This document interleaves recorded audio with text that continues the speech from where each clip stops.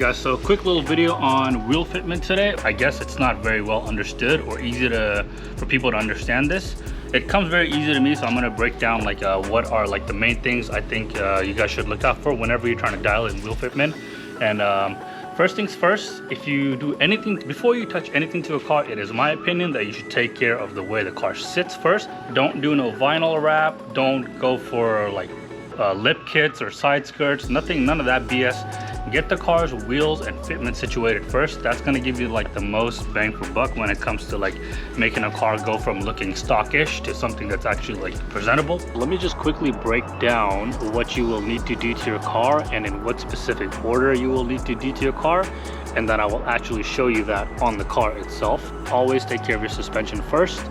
Usually that just includes coilovers and any control arms you might need, but for most cars it's going to be just coilovers. And then make sure your coilovers is adjusted properly. If you don't know how to do it, give it to someone who knows what they're talking about. And it's not as simple as adjusting the height, which ride height is important. So make sure you have your preload, your damper, all that, everything set and ready to go. Ride height, everything should be ready to go. And then get an alignment done on your car afterwards. Once all those are taken care of, then you can move on to getting your wheels. Do not get your wheels first and then try to do all the suspension stuff.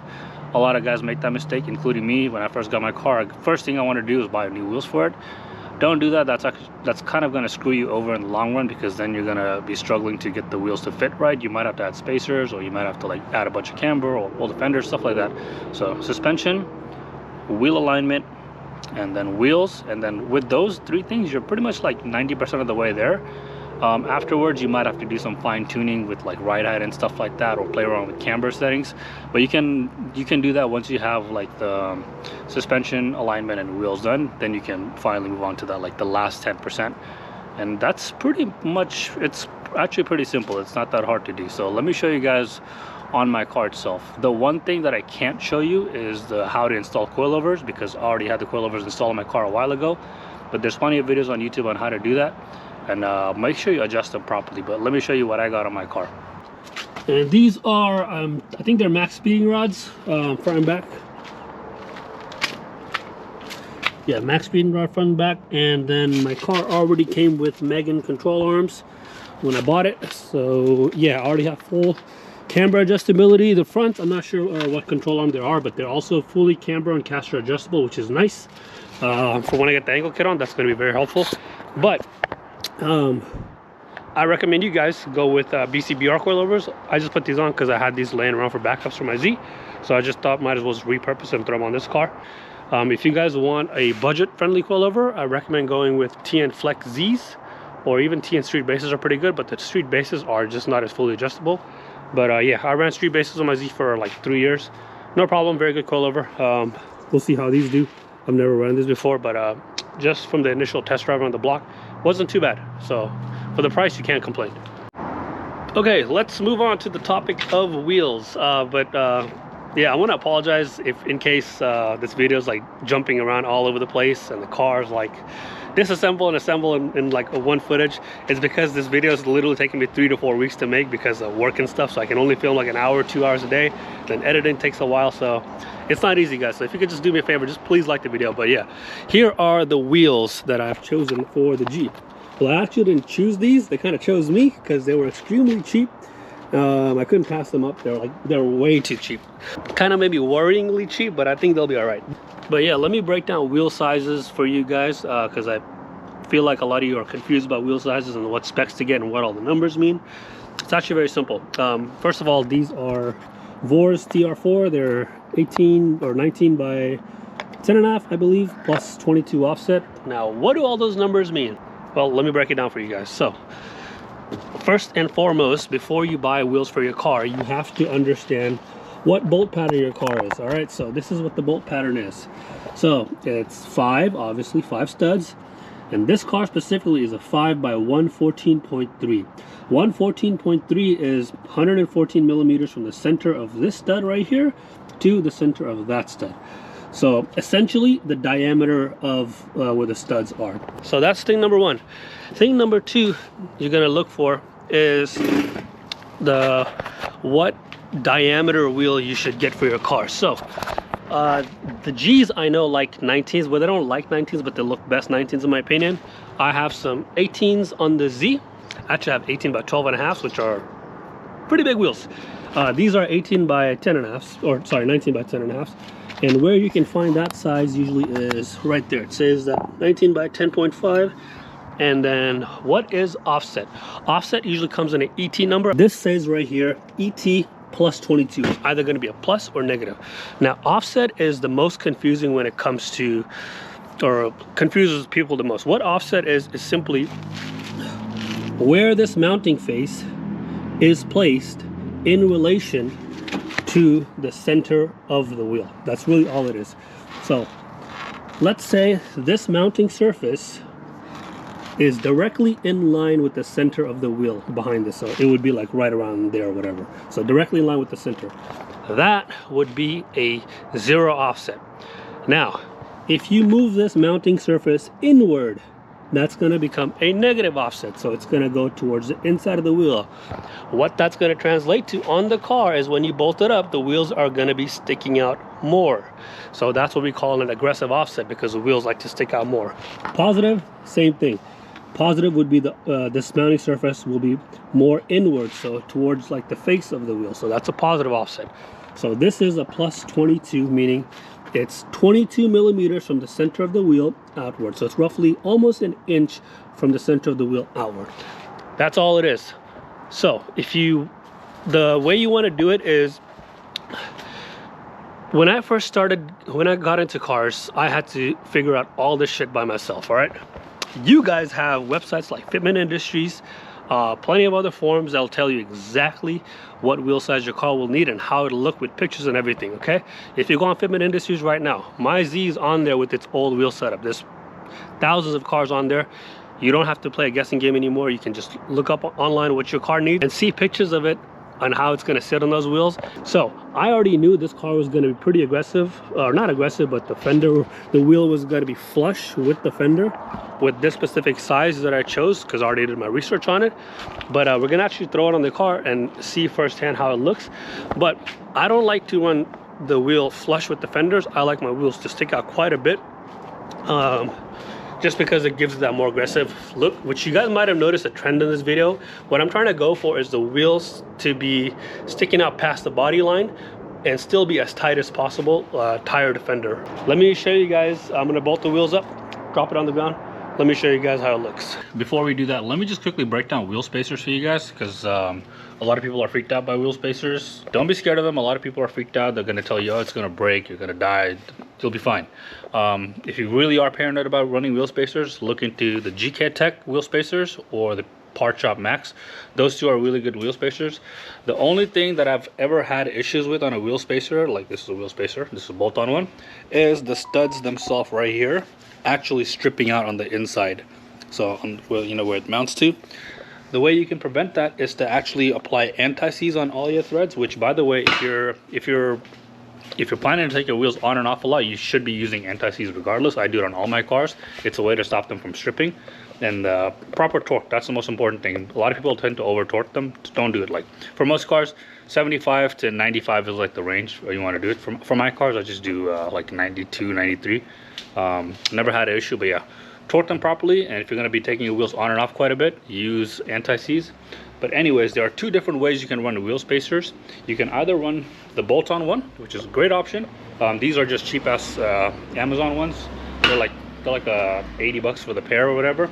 Or you can run a slip-on wheel spacer. Now a slip-on wheel spacer essentially was a bolt-on spacer with just the studs taken out. So here's the thing though, if you want to run a slip-on wheel spacer, then you're gonna have to convert your car to extended studs. So these right here is an extended stud kit. I found this on Amazon. These were 20 bucks for a set of 10, so I bought 2 of them for the front and rear. So I have seen extended studs shear off on a driven wheel, and I have a theory as to why that happens. Is because obviously when you extend the stud and you put the wheel way outside, you know, from like the mounting face, the wheel has a lot of torsional force on the hub itself, so it can shear off the stud pretty easily. That's only I've really ever seen that on like really high horsepower car, like we're talking 800 horsepower plus with like really grippy tires. So 99% of the time you're not gonna have that issue like on a regular car, you know, with low power or whatever that doesn't have a lot of grip. So I still might convert my rears, the driven wheel on the G, to extended studs and then just run a slip-on. But for the front, I'm definitely going to be running a slip-on style wheel spacer, or I'm going to be converting it to extended stud and then run slip-on. That way I can fine-tune my offset, because that's kind of important for an angle kit. Like you want your offset to be properly, because it's going to affect the scrub radius. It's going to be affecting the scrub radius and everything and how the steering wheel feels. But for now, I think I'm going to just go with the bolt-on the rear of the car, just because to do the extended studs on the rear you have to pull the hub and everything off, and I'm going to be doing the wheel bearings on this car pretty soon anyway, so I'm going to just do everything then if I do decide to go with the extended studs. But for now though, for sure I'm going to be installing these extended studs on the front. That way we have much more fine-tuning with slip-on spacers, because you can stack these. You can stack like 3 or 4 of them if you want. But yeah, just wanted to quickly break that down for you guys. Don't be afraid to use wheel spacers. There's nothing wrong with them.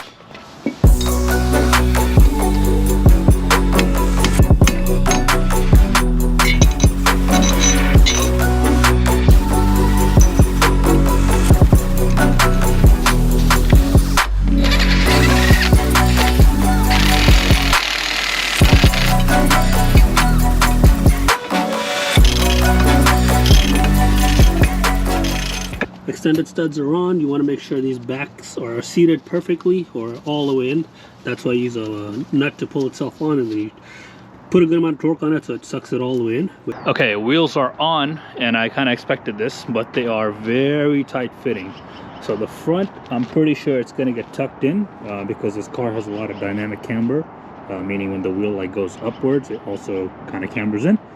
The rears also do that, but it looks like they are pretty tight, which I expected. So now I'm going to be pulling my fenders. Now this is something that you guys might have to do to your car. You might not, but I roll fenders like as like a side thing. So I do it all the time, like I do it for customer's car.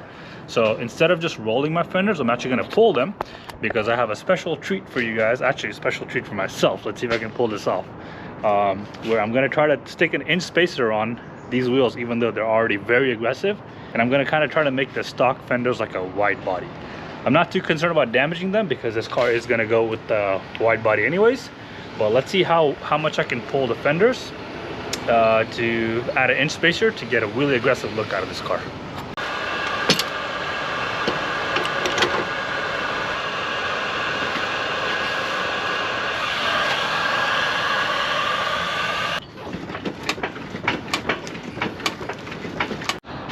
Alright, just a quick disclaimer, what you are about to see, keep in mind, this is my beater car. What you are about to see, I recommend do not doing it to your car, because you will get bacon fenders.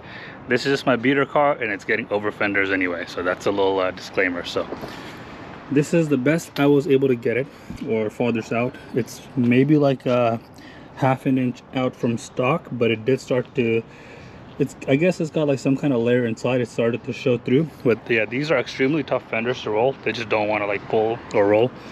I try to put a lot of pressure on it. I probably put like maybe 180, 200 pounds of pressure on it. It still didn't want to go. But in comparison to this side, it's flat.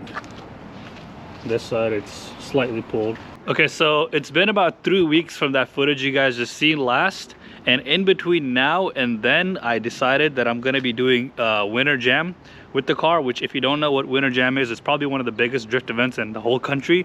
They have drivers come out from all over the country. There's going to be like 300 or 400 some odd cars out there, and probably well over 3,000 people. But yeah, so what that meant for me is it was really crunch time on the car. So I got a lot done on the car without necessarily filming it, because Winter Jam from today is only about 4 days out, and I needed to get the car down, so it was really crunch time.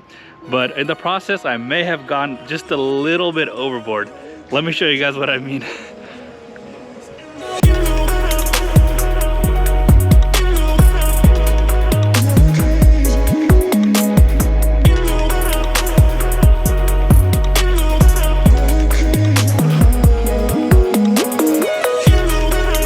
Okay, so as far as the fitment goes, I pulled and rolled the F out of those fenders as much as I could. The back could use a little, maybe like 10 mil wheel spacer, but I'm not gonna do that right now because I need to get a different size tire. These are 245s. I'm planning to run 235s on the car so it can get a little bit more stretch. And yeah, so there's not really a gap up here, but if I downsize the tire, I'll be able to add a spacer to the wheel and pull it out. Because right now it's kind of flush with the fender, which I don't like. I want the back fitment to be more like this right here, where it's sticking out. And then yeah, don't mind the hood. I still have to do the hood pins on the car, which you guys will you guys are going to see that in another video. I'm going to be doing the hood pins and some clearancing, so I'll show you guys how I do that. Did a bunch of stuff that you're not going to see in this video. I'm going to make a different video about it. But yeah, bro, you can see the front. Oh, forgot to mention the biggest thing. I decided to do like a little jerry rig Rocket Bunny style fender on my car. This is inspired by my Z. Yeah, so all it is just like a little cut down here, a little cut up here, and I just tucked it in. Which I posted this car in a G37 Facebook page, and people are requesting me to make the tutorial on it, which I think I will. I'm gonna buy cleaner fenders and redo it again. This was just like an experiment to see how it turned out, and it turned out pretty good. I did a few more things to the car. I got the steering wheel mounted. I did my e-brake extension mod. Got some of the fan buttons wired up, so this car is pretty much ready to go. It's drift ready. But yeah, with that being said, I hope you guys took away something from this video. If you did, please leave a like below and subscribe to my channel. I'm going to be doing a lot more stuff with this car. I'm trying to do more out of the box stuff. So yeah, with that being said, peace out. Okay, so you guys might have noticed that there was just a very big jump cut in between the video where a lot of work was done but not necessarily recorded. I want to apologize for that. While I was editing, I realized that my GoPro's SD card corrupted and I lost probably like 2 hours worth of footage of me actually doing the work. So I'll just give you guys a quick summary of exactly what I did on the footage that was lost. So the main thing was, my goal was to get these fenders out as much as possible, and I did everything in my power to get them to flare out so the wheel doesn't rub on him. It was quite a bit of work. It took a lot of hammering. So the inside of this fender is actually trimmed, so it's just like a razor thin little edge of the fender right there. So that's for clearance. And then I made these little cuts, and then I zip tied this into the car, so that way it's kind of like a fly to fender, if you know what I'm saying. And then for the back, what I really did is on the inside, I don't know if you guys can see, but the fender essentially is 2 layers. There's 1 layer on the outside and then 1 layer on the inside, and they both merged together here on the outside. I separated the 2 layers and I basically chopped the inside. So if the inside is it's chopped up about like right there, kind of like how we do wide body cars. And because we separated the two, that allowed me to pull this outer layer way farther out. And I also made these little relief cuts right here to help it pull out even more. So you're never really going to see a G with this style fitment using stock body, because it is pretty wide. And I do realize the fenders are ruined. Like I said, this is just my drift car and I need it to be functional. I don't want any rubbing or anything, and I want to be able to fit big wheels and tires on it. Oh wow, I went street drifting last night and my tire's flat. That's funny. But yeah, that's pretty much the gist of what went missing. But yeah, like I said, it's not perfect, but it works. Same thing with this side. Oh, and for the bumper cut, I just made a little trim on the inside and I flared it out. But yeah, this car's still a work in progress. It's not finished yet, but this is just what I needed to do to get the car ready for a drift event.